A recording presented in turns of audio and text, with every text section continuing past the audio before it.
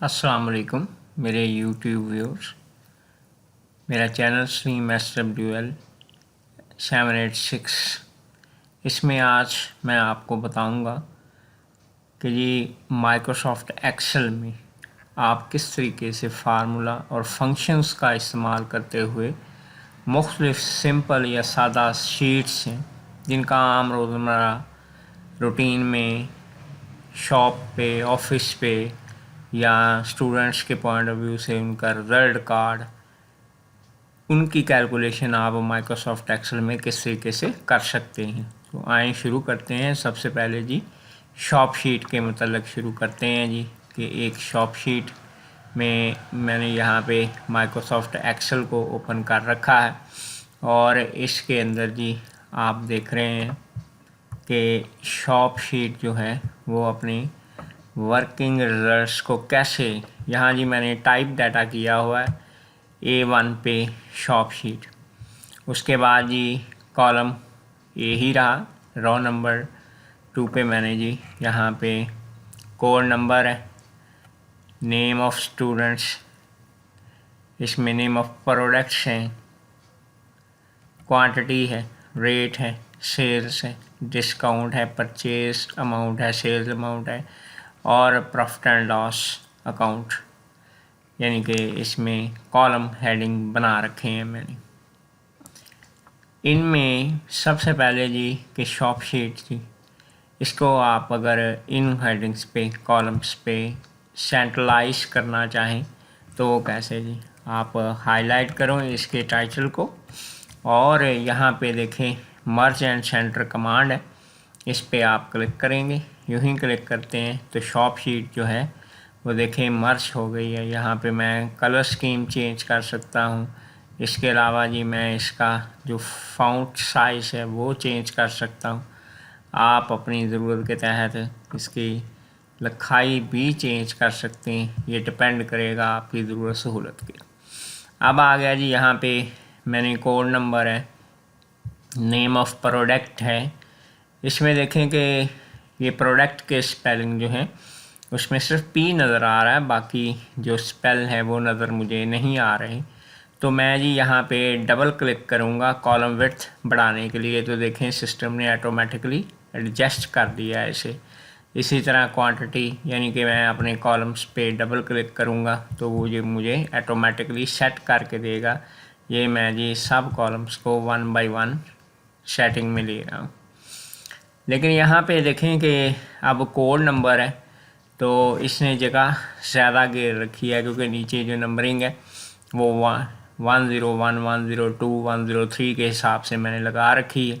तो यहाँ पे आप देखें कि अगर आप यहाँ रैप टेक्स्ट कमांड जो कि मर्ज एंड सेंटर के बिल्कुल टॉप पे आपको मिलेगी, इस पर क्लिक करते हैं और यहाँ पे आप सब को हाईलाइट करें। सब कॉलम जितने भी हैं इनको आप हाईलाइट कर लेंगे और हाईलाइट जब आप कर लेते हैं तो यहाँ पे फिर रैप टेक्स्ट कमांड पे आप क्लिक कीजिएगा।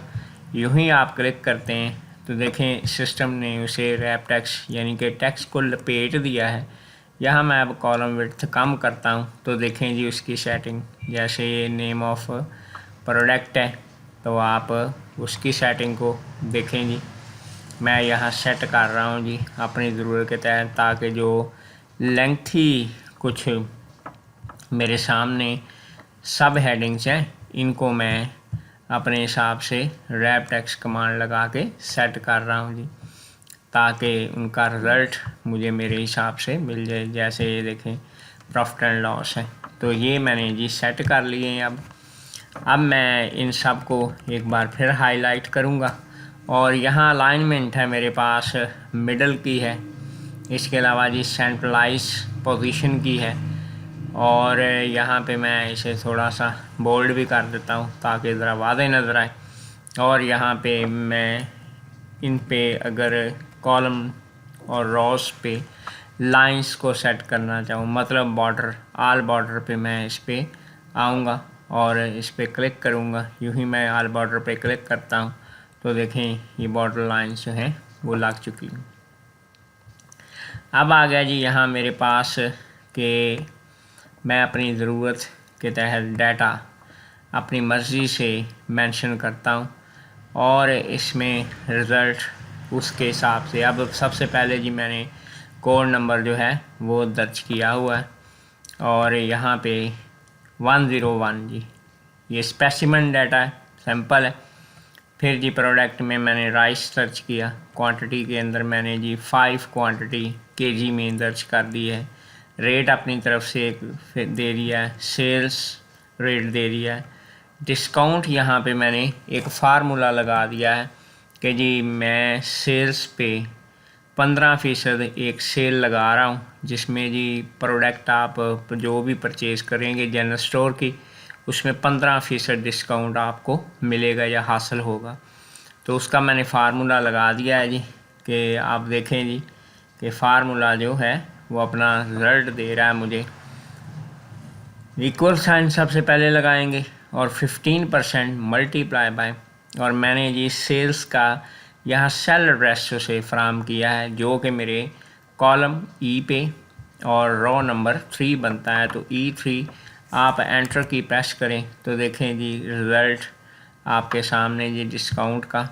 यहाँ फिर देखें मैंने कैसे किया जी कि मैंने जी सबसे पहले जी जो 15% डिस्काउंट एक फ़्लैट रेट रखा है 15% हर प्रोडक्ट पे, और उसके बाद जी मैंने सेल्स ज़ाहिर है फ़रोख्त पे ही मैंने किसी को रायत देनी है, तो वो मैंने जी उसके कॉलम जो कि E3 है उस पर दर्ज किया 15% मल्टीप्लाई बाय E3 और एंटर की प्रेस कर दी तो मेरे पास इसका रिज़ल्ट आ चुका है।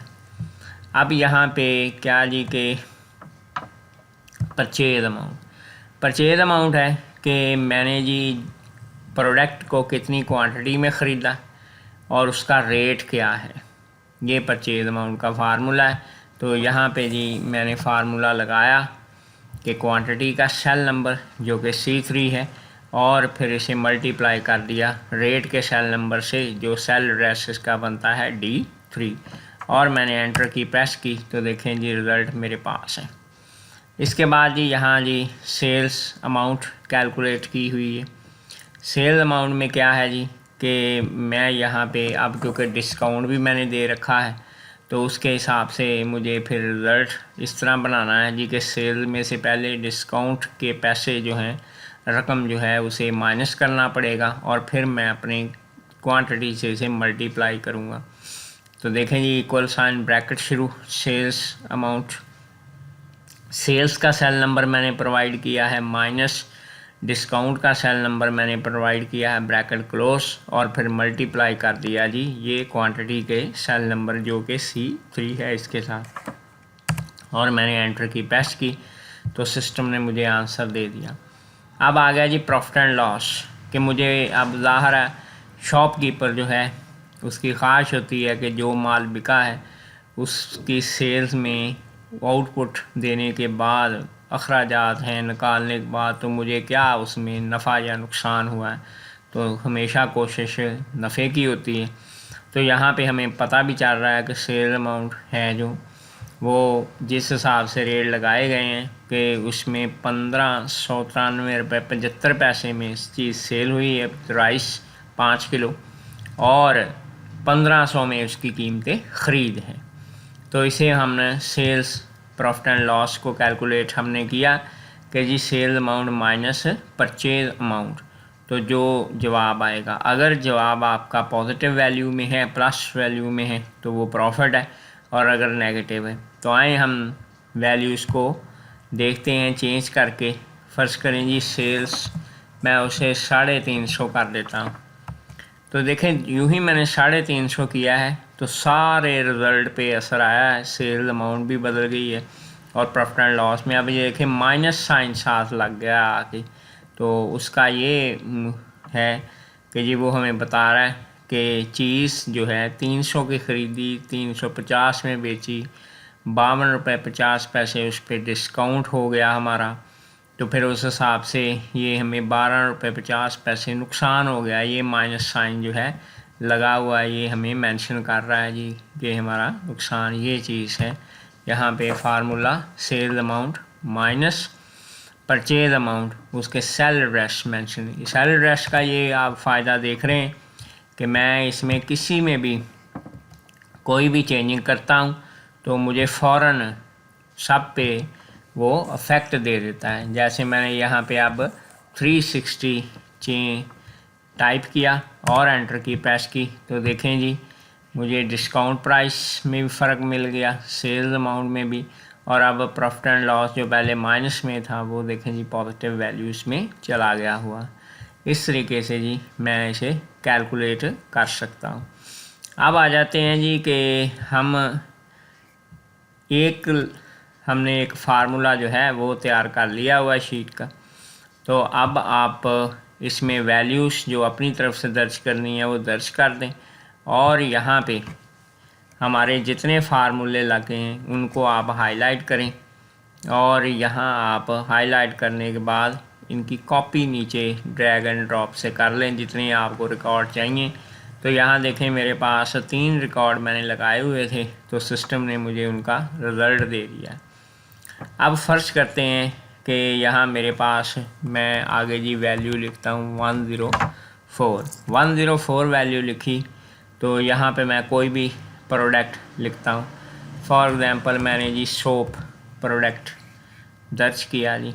अब सोप प्रोडक्ट जो है वो दर्ज करने पे क्या जी कि यहाँ मैंने उसे मेंशन कर दिया जी कि क्वांटिटी फ़र्ज करें जी ये 5 है, और रेट इसका जी मैंने 150 मेंशन कर दिया, और सेल्स जो है वो 200। और इसके बाद जी आप देखें कि यूँ ही मैंने ये अपना डाटा मुकम्मल किया। आगे रिज़ल्ट जो है रिकॉर्ड वो ऑटोमेटिकली फार्मूले सिस्टम को मैंने कॉपी किए हुए थे, वो देखें जी उसने रिज़ल्ट हमें दे दिया है। ये चीज़ जी शॉप शीट एक सिंपल सी सादा सी एक शॉपकीपर जो है वो क्रिएट कर सकता है डेली बेस पे, कि उसमें वो कैसे कैलकुलेट करेगा कि मैंने कितनी प्रोडक्ट सेल की हैं और कैसे मुझे उसमें से कितने परचेज रे अमाउंट और सेल अमाउंट और फिर कुछ डिस्काउंट दे के भी कैसे मुझे बेनिफिट या फ़ायदा हासिल हुआ है। आज ही हमने माइक्रोसॉफ्ट एक्सेल में शॉप शीट बनाना सीखा कि एक दुकानदार जो है वो किस तरीके से इसकी कैलकुलेशन अपने कंप्यूटर सिस्टम पे एक्सेल का इस्तेमाल करते हुए कर सकता है। शुक्रिया।